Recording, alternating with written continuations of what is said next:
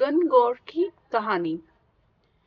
एक समय भगवान शंकर नारद एवं पार्वती को साथ लेकर पृथ्वी पर घूमने चल दिए। भ्रमण करते हुए तीनों एक गांव में पहुंचे। उस दिन चैत्र शुक्ल तृतीया थी। गांव के लोगों को जब शंकर जी के आने की सूचना मिली तो धनी स्त्रियां उनके पूजनार्थ नाना प्रकार के रुचिकर भोजन बनाने में लग गई। इसी कारण से उन कुलवंती स्त्रियों को काफी देर हो गई। दूसरी ओर निर्धन घर की स्त्रियों ने जैसी बैठी थी वैसे ही थाल में हल्दी, चावल, अक्षत, जल ले जाकर शिव पार्वती की पूजा की। अपार श्रद्धा भक्ति से निमग्न उन स्त्रियों को पार्वती ने पहचाना तथा उनकी भक्ति रूपी वस्तुओं को स्वीकार कर उन सबके ऊपर सुहाग रूपी हल्दी छिड़क दी।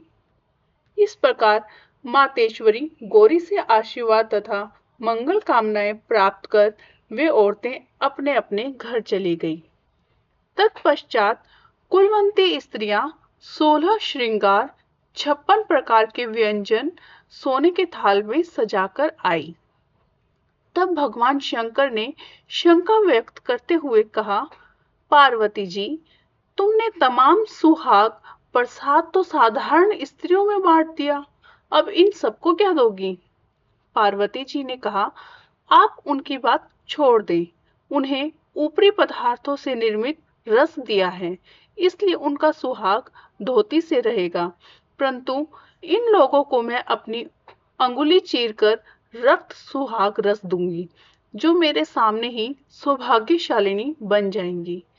अस्तु, जब कुलीन स्त्रियां शिव पार्वती का पूजन कर चुकी तो देव पार्वती ने अपनी उंगली चीरकर उसके रक्त को उनके ऊपर छिड़क दिया और कहा, तुम सब वस्त्राभरणों का परित्याग कर माया मोह से रहित हो तथा तन मन धन से पति सेवा करना, तुम्हें अखंड सौभाग्य की प्राप्ति होगी। भवानी का यह आशीर्वचन सुनकर तथा प्रणाम करके कुलीन स्त्रियां भी अपने अपने घर लौट आई तथा पतिपरायणा बन गई। छिड़का खून जिसके ऊपर जैसा पड़ा था उसने वैसा ही सौभाग्य प्राप्त किया।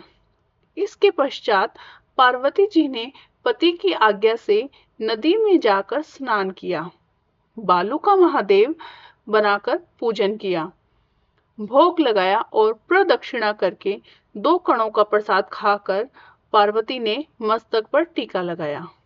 उसी समय उस पार्थिव लिंग से शिवजी प्रकट हुए तथा पार्वती को वरदान दिया, आज के दिन जो स्त्री मेरा पूजन और तुम्हारा व्रत करेंगी उनके पति चिरंजीव रहेंगे तथा अंत में उन्हें मोक्ष मिलेगा। भगवान शिव यह वरदान देकर अंतर्धान हो गए। तत्पश्चात पार्वती जी नदी तट से चलकर उस स्थान पर आई जहां पर पतिदेव तथा ऋषि प्रवर नारद को छोड़कर गई थी।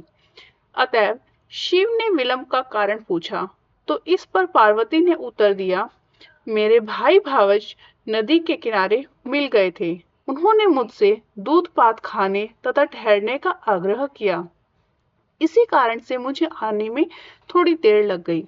ऐसा सुनकर अंतर्यामी भगवान शंकर स्वयं दूध भात खाने के लिए चल दिए। पार्वती जी ने जब समझा कि ढोल की पोल खुल जाएगी तो अधीर होकर पति से प्रार्थना करती हुई शंकर जी के पीछे पीछे चली। पार्वती ने जब नदी की ओर देखा तो पाया कि एक सुंदर माया का महल बना हुआ है। उसमें शिवजी के साले तथा सलहज विद्यमान थे। ये लोग जब वहां पहुंचे तो उन लोगों ने अगवानी तथा स्वागत सत्कार किया। 2 दिन तक तीनों ने उनका आतिथ्य ग्रहण किया। तीसरे दिन सुबह पार्वती के द्वारा किए हुए चलने के आग्रह को ठुकरा दिया। इससे देवी काफी कुपित हुई तथा अकेली ही चल पड़ी। मजबूर होकर महादेव को उनका अनुसरण करना पड़ा। नारद भी साथ में थे। तीनों व्यक्ति चलते चलते काफी दूर निकल आए। सायंकाल होने पर शिवजी ने बहाना किया कि मैं तो तुम्हारे मायके में अपनी माला ही भूल आया, इस पर पार्वती माला लाने को तैयार हुई, किंतु शिवजी की आज्ञा से न जा सकी। नारद जी वहां गए।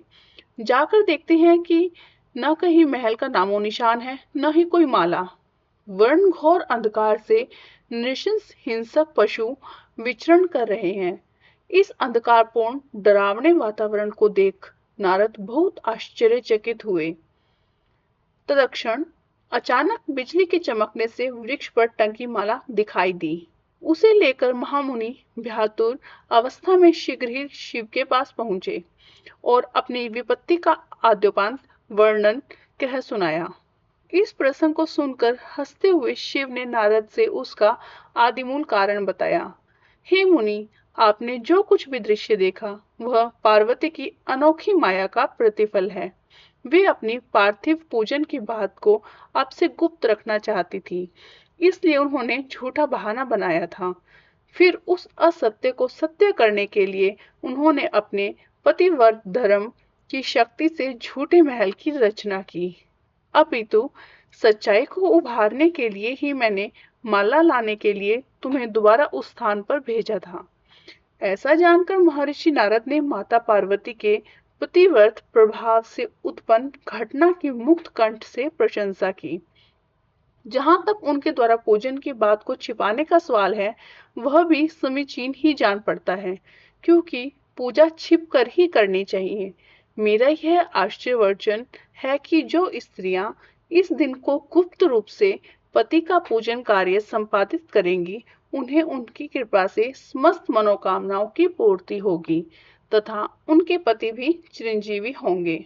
चूंकि पार्वती जी ने व्रत को छिपाकर किया था, उसी परंपरा के अनुसार आज भी पूजन के अवसर पर पुरुष उपस्थित नहीं रहते हैं।